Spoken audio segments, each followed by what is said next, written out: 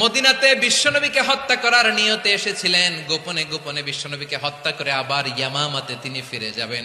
কিন্তু কি অবাক করা কাণ্ড, হত্যা করতে পারে নাই, সাহাবাদের হাতে তিনি ধরা পড়ে গেলেন। ধরে মসজিদে নববীর পিলারের মধ্যে বেঁধে রাখলেন। বিষ্ণু ইসলাম সাহাবাদেরকে বললেন তার খোঁজ খবর নিও। সাহাবার বলেন, ইয়া রাসূলুল্লাহ, আপনাকে হত্যা করতে এসেছে, তার তো কঠিন ক্যাপিটাল পানিশমেন্ট হওয়া দরকার, কঠিন শাস্তি হওয়া দরকার। বিষ্ণু বললেন, না, আমি যেটা জানি তোমরা সেটা জানো না। তোমরা সুমামার সাথে ভালো আচরণ করো, তোমরা যে রুটি বানাও এর মধ্যে সবচেয়ে ভালো আটার রুটিটা তারে দিও, সবচেয়ে রিফাইন্ড খেজুর যেটা পিওর খেজুর এটা তারে দিও। আর বিশ্বনবী নিজের উট থেকে দুধ দহন করে ওনার বাড়ির এক কর্মচারীকে বলেছেন দুধ দহন করে সুমামার জন্য নিয়ে যেও। টানা 3 দিন যখন ইসলামের দ্য বিউটিজ অফ ইসলাম, ইসলামের সুমহান বাণী সৌন্দর্য উপস্থাপন শেষ, তাকে আপ্যায়ন শেষ, বিশ্বনবী বললেন সাহাবাদেরকে, যাও এবার সুমামার হাতের পায়ের রশি দুটো খুলে দাও। সাহাবারা বিশ্বনবীর কথা মতো তার হাতে পায়ের রশিগুলো খুলে দিল।